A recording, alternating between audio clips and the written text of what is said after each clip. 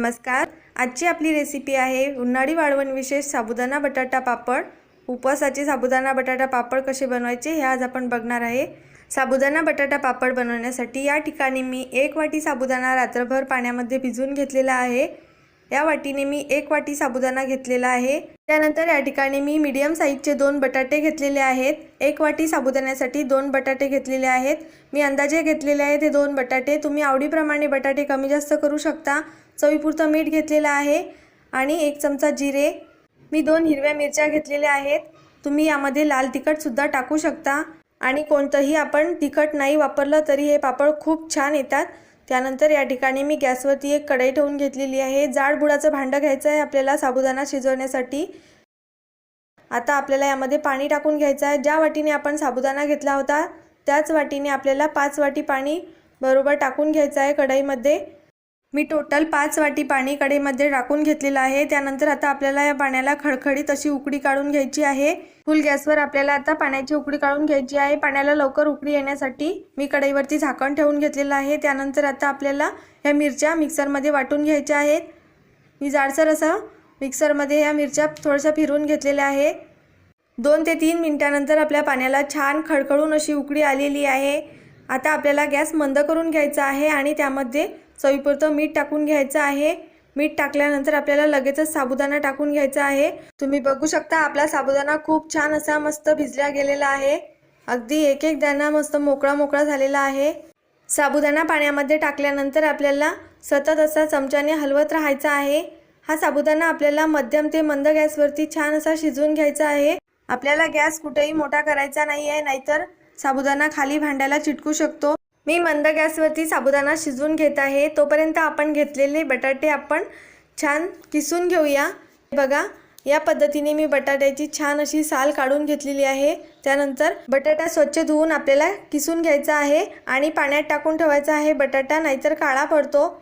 हे बघा आता 10 ते 15 मिनिट झालेले आहे। आपला साबुदाणा छान ट्रान्सपरंट व्हायला सुरुवात झालेली आहे। मंद गॅसवरतीच मी हा साबुदाणा शिजवून घेत आहे।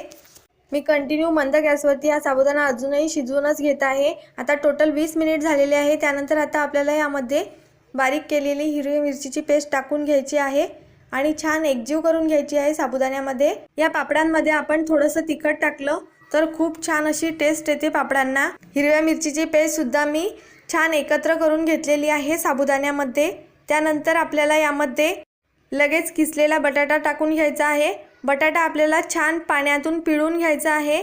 अजिबात आपल्याला एक्स्ट्राचं पाणी या साबुदाण्यामध्ये आता टाकायचं नाही आहे। टोटल 20 ते 25 मिनिटांनंतर आपला साबुदाणा पूर्णपणे ट्रान्सपरंट झालेला आहे, अगदी काचेसारखा।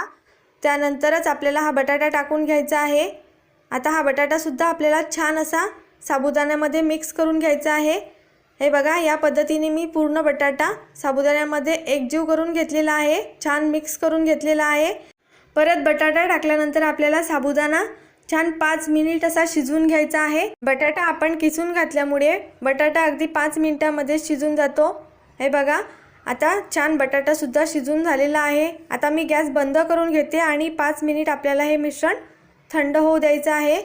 हलकंसं मिश्रण थंड झाल्यानंतर आपल्याला याचे पापड टाकायला घ्यायचे आहे। आपल्याला मिश्रणाची या पद्धतीची कन्सिस्टन्सी हवी आहे पापड बनवण्यासाठी। प्लास्टिकच्या शीटवरती हे पापड टाकून घेणार आहे। तुम्ही कॉटनच्या कपड्यावर सुद्धा टाकून घेऊ शकता। आता 5 मिनिट झालेले आहेत। हे बघा मी पापड घालून घेत आहे। अगदी एक एक चमचा आपल्याला मिश्रण टाकून घ्यायचं आहे आणि खूप जास्त पातळ सुद्धा हा पापड आपल्याला बनवायचा नाही आहे। पापडाचं मिश्रण खूप छान शिजल्यामुळे पापड सुद्धा मस्त बनत आहेत। आपण आवडीप्रमाणे लहान मोठे पापड टाकून घेऊ शकतो। अजिबात साबुदाणा जास्त फैलत नाही आहे। याच पद्धतीने मी सगळे पापड टाकून घेतलेले आहेत। हे बघा माझे छान एकसारखे असे पापड बनवून तयार झालेले आहेत। हे पापड आता आपल्याला 2 दिवस छान कडकडीत उन्हामध्ये वाळवून घ्यायचे आहेत। त्यानंतर तुम्ही बघू शकता 2 दिवस झालेले आहेत। मी पापड छान वाळवून घेतलेले आहेत। अगदी काचेसारखे ट्रान्सपरंट असे आपले पापड झालेले आहेत।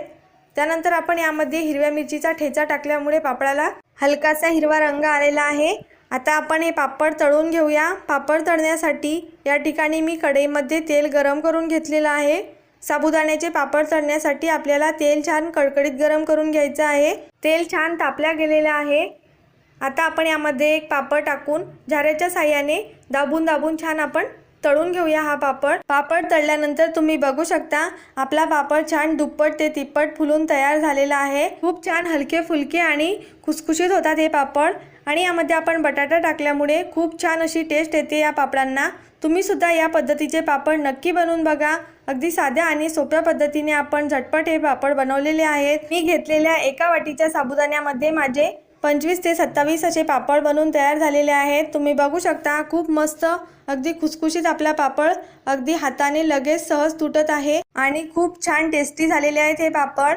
चला तर मग तुम्हाला आजच्या साबुदाणा बटाटा पापडांची रेसिपी कशी वाटली हे मला कमेंट्स करून नक्की सांगा। रेसिपी आवडल्यास व्हिडिओला लाईक करा, शेअर करा आणि चॅनलला सबस्क्राईब करा। चला तर मग भेटूया आणखीन अशाच नवनवीन रेसिपींसोबत। धन्यवाद।